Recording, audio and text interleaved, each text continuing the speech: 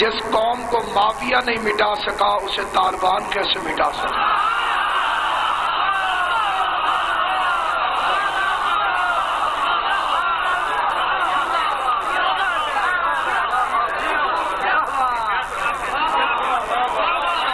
جس مقام تک میری آواز جا رہی ہے، جس قوم کو مٹانے کے لیے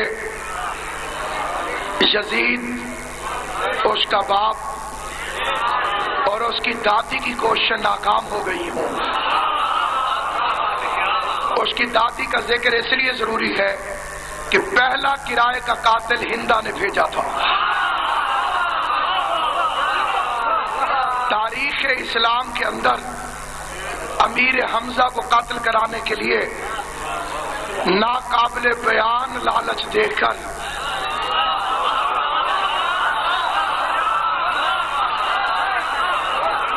وہ لالچ سے بیان کرنے کے لیے امام حسین آپ کو سلامت رکھے، تہذیب منبر جن کو بیان کرنے کی اجازت نہیں دیتی، ویشی نامی حبشی کو حمزہ کے قتل کرنے کے لیے پہلا کرائے کا قاتل بھیجنے والی معاویہ کی ماں ہندا تھی، اور پہلا خون کا نذرانہ پیش کرنے والا کلمہ حق کی خاطر سپاہی مصطفیٰ شیر محمد مصطفیٰ حضرت امیر حمزہ تھا۔ اس دن سے لے کے چکوال تک نہ ہندا کی اولاد بدلی ہے نہ حمزہ کے پیروکار بدلے۔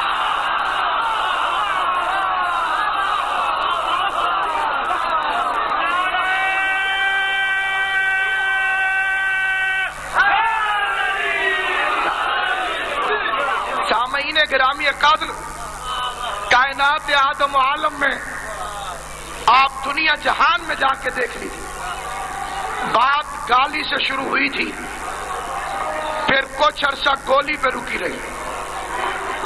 شیعوں کو پہلے گالیاں دی گئیں، جب بات شروع ہوئی تھی ابتدا گالی سے ہوئی تھی، گالی کے بعد بات گولی پہ آ گئی۔ جس کے پاس دلیل نہیں ہوتی وہ گالی دیتا ہے، اور جب گالیاں ختم ہو گئیں پھر گولیاں شروع ہو گئیں، پھر گولیوں سے ٹھنڈ نہ پڑی، پھر خود کش دھماکے شروع ہو گئے۔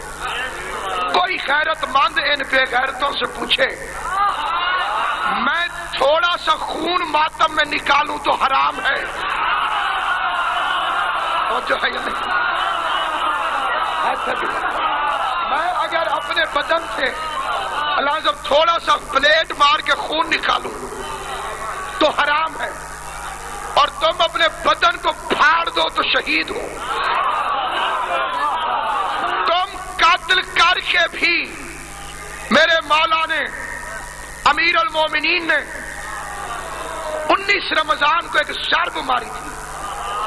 کچھ بندے سمجھ رہے ہوں گے کہ شاید میں فکرہ اوپر نیچے کر گیا ہوں، ضرب تو مولا علی کو لگی تھی، نہیں، ایک ضرب امیر المومنین نے بھی چلائی تھی۔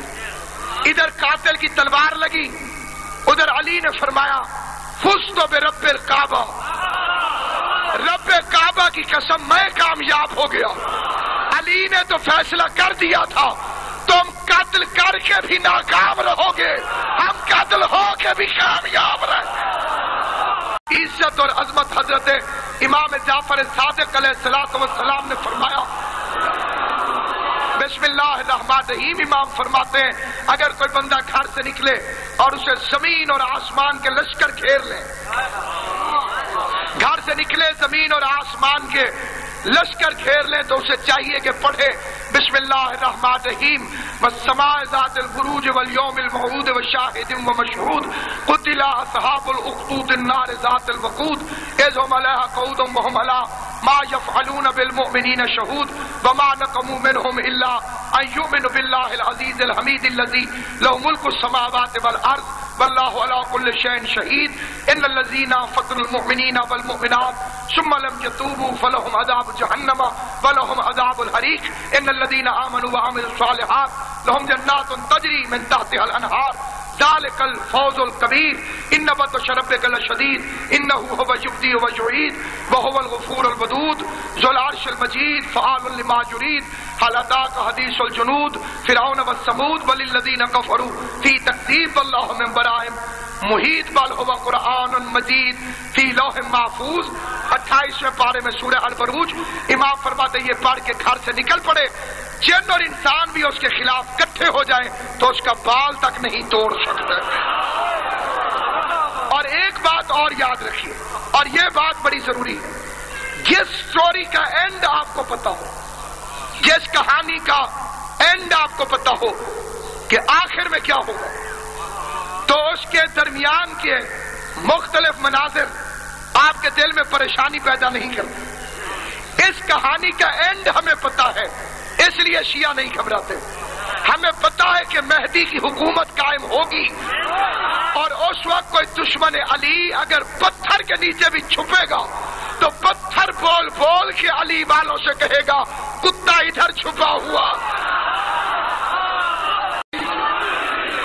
ایک طبقہ یہ ہے جو خود بھی کوئی عمل نہیں کرنا چاہتا اور دوسرا بھی اگر کوئی عمل کرنا چاہے تو اسے جہاں میں رہنے کا بس ایک یہی طریقہ ہے، ضمیر جاگ اٹھے تو اسے سلا دیجیے. ایک یہ طبقہ ہے. دوسرا طبقہ ہے جس کے اندر جوش ہے. یا جب بھی میری ایک بہن بولی، ادھر سے ایک بھائی بھی بولا تھا کہ چلیے باہر روڈ پر، پھر جب کوئی خیرت کرتا ہے تو اس کا حشر کیا جاتا ہے غلام رضا نقوی کی طرح. اس قوم کے پاس غیرت کا یہی صلہ ہے. اگر بغداد میں ہم ہوتے اور امام موسیٰ کاظم زندان میں ہوتے تو 14 سال تک شاید ملاقاتیوں کی فہرست میں ہمارا نام نہ ہوتا.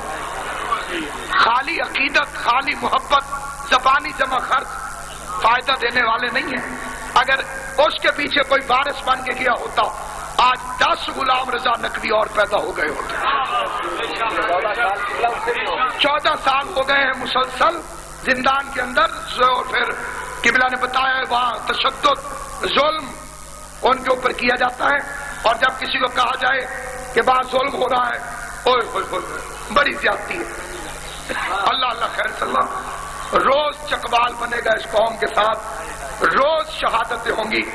ہم اس دور میں زندہ ہیں کہ جس کے بارے میں ایک شاعر نے کہا تھا ہوا ہی ایسی چلی ہے ہر ایک سوچتا ہے تمام شہر جلے ایک میرا گھر نہ جلے. مومن وہ ہے کہ جو اپنا آپ سمجھے میرے ساتھ ہوا ہے. کوئی اجتماعی دعا آپ کے سامنے کسی نے پیش کی ہو، ذرا سا کوئی آگے کی طرف چلے، تھوڑا سا کوئی قدم بڑھائے. اتنی خطرناک ہے قومیات، اتنی خطرناک ہے. علامہ وقار حسین نقوی صاحب تشریف فرمائیں اور میرے سامنے شیخ صاحب بھی بیٹھے ہوئے ہیں. بند کمرے کے اندر 14 مومنین کے اندر میٹنگ ہوئی تھی اسی لاہور شہر کے اندر. 14 حضرات صرف اور صرف خفیہ میٹنگ رحمان پورے کے بارے میں. کسی نے کہا اتنے لاکھ جلوس نکالو، پیسے دوں گا. بی بی بند کر دے فون کو 1 منٹ، یہ زیادہ ضروری بات ہے جو ادھر ہو رہی ہے.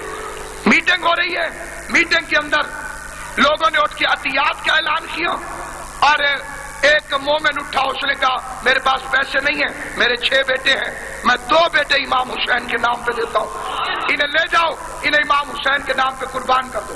قبلہ کعبہ گواہ ہیں. پھر 3 دن کے بعد سیکٹریٹ میں یہاں پہ خالد رانجھا اس وقت منسٹر تھا، مشرف کی نئی حکومت آئی تھی. حاج صاحب قبلہ جس وقت ہم منسٹر کے آفس میں داخل ہوئے پہلا فکرہ خالد رانجھا نے کہا وہ شیخ کدھر ہے جس نے 2 بیٹے چندے میں امام حسین کو دے دیے. اتنی خفیہ میٹنگ پہنچانے والے لوگ ہماری صفوں کے اندر موجود ہیں. اتنے خفیہ میٹنگ کے اندر ان بندوں کے نام قبلہ کی بھی آنکھوں کے سامنے ہے، میں بھی انگلیوں پہ گن سکتا ہوں. جب تک منافقت نہیں چھوڑی جائے گی اس وقت تک تمہارا تحفظ نہیں ہوگا. باقی رہ گئی مجلسیں. مجھے جناب سیدہ کے زخمی پہلو کی قسم، گھر سے نکلتے ہو تو علموں والا تمہارا پہرا دیتا ہوا چلتا. اس مجلس میں آتے ہوئے زندگی میں یہ اتنا بڑا مجمع، یہ ٹھاٹھے مارتا ہوا سمندر، آج صرف تمہارے پاس زبان نہیں ہے ورنہ ساتھ